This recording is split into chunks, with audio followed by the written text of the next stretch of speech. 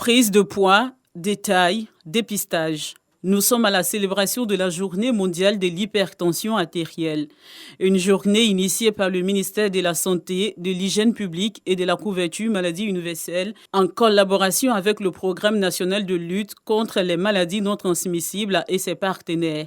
Elle vise à attirer l'attention des populations sur l'ampleur de cette affection, à étaler la gravité de ses complications médicales, à fournir des informations sur son mode de prévention, à présenter l'intérêt de sa détection et de sa prise en charge précoce. Vous avez le soutien total de l'OMS dans votre noble combat pour un système de santé solide, un système de santé structuré, un système de santé compétitif, un système de santé résilient. Selon l'OMS, Organisation mondiale de la santé, l'hypertension artérielle est la première maladie chronique dans le monde et constitue l'un des principaux facteurs de risque d'AVC, accident vasculaire cérébral, avec 51% de taux de décès. La population ivoirienne est de plus en plus menacée par ce facteur de risque, avec une prévalence de 39,9% chez les adultes âgés de 20 à 79 ans. Toutes les journées contre les maladies que nous célébrons officiellement ont le même objectif et visent à travers la sensibilisation, l'amélioration des conditions de vie de nos populations. Je reste convaincu que la célébration de la Journée mondiale contre l'hypertension artérielle dans votre établissement est loin d'être fortuite. Elle s'inscrit parfaitement dans les perspectives de recherche sur les maladies métaboliques et les maladies non transmissibles que nos trois institutions envisageaient de développer ensemble. Pour le Programme national de lutte contre les maladies non transmissibles, l'hypertension artérielle est un problème de santé publique. Une occasion pour les partenaires d'inviter les populations au dépistage. Il est très important de pouvoir mettre l'accent sur les maladies non transmissibles qui sont, comme tout le monde l'a dit aujourd'hui, les maladies tueuses silencieuses. Du coup, nous faisons la promotion, n'est-ce pas? Nous faisons la sensibilisation. Nous aidons le programme à pouvoir être dans les différents hameaux de la Côte d'Ivoire, partout ici en Abidjan et dans tout le territoire de la Côte d'Ivoire. La Côte d'Ivoire entend réduire le taux de prévalence de l'hypertension artérielle d'ici 2025, dans un contexte où la population est vieillissante et où l'évolution des modes de vie favorise la sédentarité et donc le surpoids, voire l'obésité. Ali Berté, premier vice-commissaire du commissariat du Hadj, lance les opérations de consultation médicale pré-pèlerinage pour le Hadj 2021 à l'hôpital général de Port-Boué.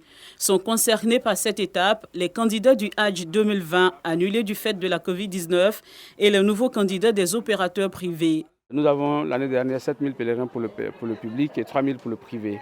Mais si nous enlevons déjà les personnes malades, et nous attendons que les Saoudiens nous disent le taux de diminution possible de notre quota. Et donc, quand ça sera défini, mais nous informerons la communauté nationale de cette situation-là. Le premier Hadj, depuis l'avènement de la crise sanitaire, connaîtra quelques changements, même si toutes les conditions ne sont pas encore connues au niveau de l'Arabie saoudite. Les organisateurs ivoiriens, eux, misent sur la carte de l'anticipation. Avant de venir faire la consultation médicale, il faut avoir fait le vaccin Covid. Et il faut attendre 2 semaines avant de venir faire la consultation. Si vous avez fait la consultation, tant que vous n'avez pas fait le vaccin Covid, vous ne serez pas déclaré apte dans notre système informatique. Et ça, c'est comme ça que c'est paramétré. Nous avons souhaité commencer les consultations, boucler les consultations, avoir un état de nos effectifs assez clair, de telle sorte que lorsque les Saoudiens nous donneront les informations nécessaires à la prise de décision, alors nous prendrons les décisions. Dans les 35 centres où se déroule cette opération sur toute l'étendue du territoire, tout commence par ce checkpoint. Les candidats sont par la suite reçus par le médecin pour la consultation. On fait un bilan sanguin pour vérifier l'état de poumon des organes. Quand on a les résultats, on vérifie s'il y a un problème, on résout le problème ou bien on adresse aux spécialistes. Et à cause de la pandémie Covid, on n'a pas pu partir. Donc on a en train de retenter encore notre chance pour cette année. Que je puisse partir enfin pour rendre gloire à mon Dieu. Je n'ai pas été appelé, mais comme ça, j'ai décidé de venir voir et on m'a dit que je pouvais me faire enregistrer. Je suis candidat, les conditions de santé, il faut qu'on vérifie. Voilà. Bon, j'ai un peu une petite élimination au niveau des critères d'âge. Je suis venu me rassurer que je correspond aux critères et que je peux partir. Les futurs pèlerins feront des prélèvements sanguins et des radiographies par la suite. Ceux qui présenteront des pathologies seront soumis à des traitements afin de remplir les conditions pour le voyage en Terre Sainte, l'Arabie Saoudite. Entamée ce lundi 17 mai, la consultation médicale pré-pèlerinage prendra fin le 11 juin prochain. À l'issue de cette étape, un certificat d'aptitude sera délivré aux candidats en tenant compte des conditions de l'Arabie Saoudite, le pays d'accueil. Le Hajj, il faut le rappeler, est le 5e pilier de l'islam.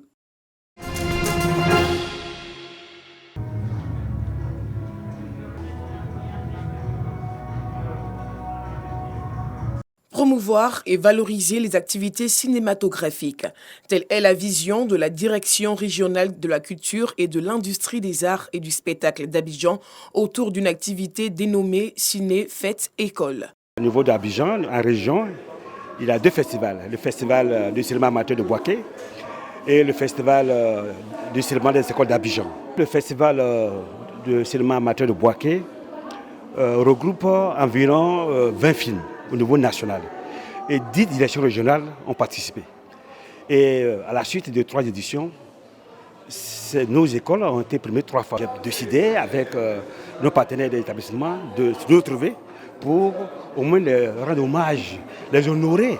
L'avenir, c'est les habituer au métier des arts de la culture, surtout au métier, n'est-ce pas, du cinéma. Cette activité a l'intention des étudiants en communication et des élèves des lycées et collèges vise à susciter une émulation du 7e art en milieu scolaire et estudiantin. Le représentant du ministère de la Culture et de l'Industrie des Arts et du Spectacle a salué l'initiative. Le ministère soutient cette initiative de la direction régionale d'Abidjan parce que d'abord c'est une activité du cinéma qui rentre dans le cadre de la promotion du 7e art. Une des grandes préoccupations de Madame la ministre, c'est de vraiment s'aimer les germes du cinéma dans la jeunesse. Et les activités liées à cette ambition-là sont naturellement soutenues par les entités de direction du cinéma. Au terme de cette rencontre, les étudiants et élèves présents ont reçu des diplômes de participation.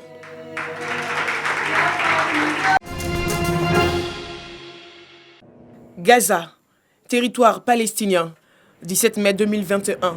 Nouvelle série de bombardements par l'armée israélienne à Gaza, où des groupes armés ont tiré des roquettes vers Israël. Le conflit entre dans sa 2e semaine. Le Hamas et Israël restent sourds aux appels internationaux, la désescalade. Israël persécute notre peuple, commet des crimes de guerre et des crimes contre l'humanité. Certains ne veulent pas utiliser ces mots, crimes de guerre et crimes contre l'humanité, mais ils savent que c'est la vérité. Aucun autre pays souverain n'aurait agi différemment d'Israël contre une telle organisation terroriste qui cible ses citoyens sans distinction. Ce n'est pas seulement notre droit, c'est aussi notre obligation morale. Sderot, Israël, 16 mai 2021. L'artillerie israélienne est déployée près de la frontière avec Gaza. Ramallah, territoire palestinien, 16 mai 2021.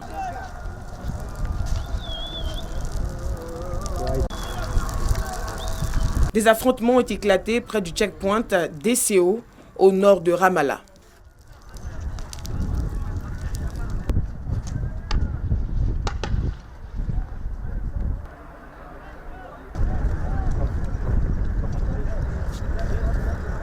يهود الناس خايفين ولكن صعبنا بتصعب